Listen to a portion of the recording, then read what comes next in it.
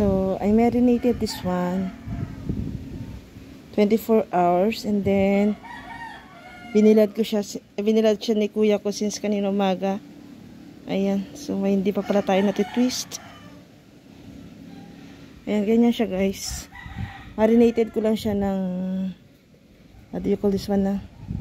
Marinated ko siya ng toyo, suka. Wala kasi akong kalamansi, so I use suka.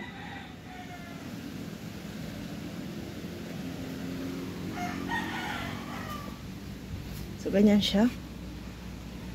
Toyo, suka, pimienta, bawang, bawang, and then,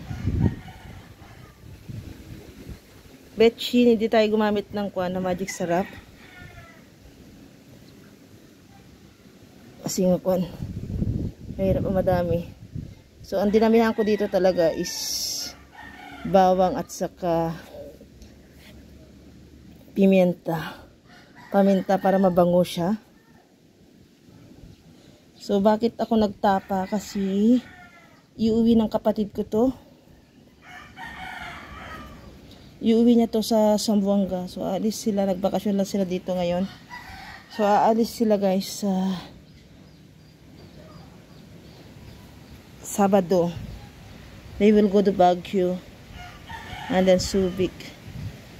So, tinapa ko siya para hindi siya agad masira. So, I need to dry this one until tomorrow. And then, kapag lalagay ko na siya sa bagahe, ipapackage natin siya guys, is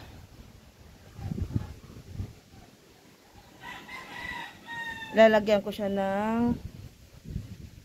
pa rin siya ng bawang in between para mabango po siya at saka hindi siya agad masira.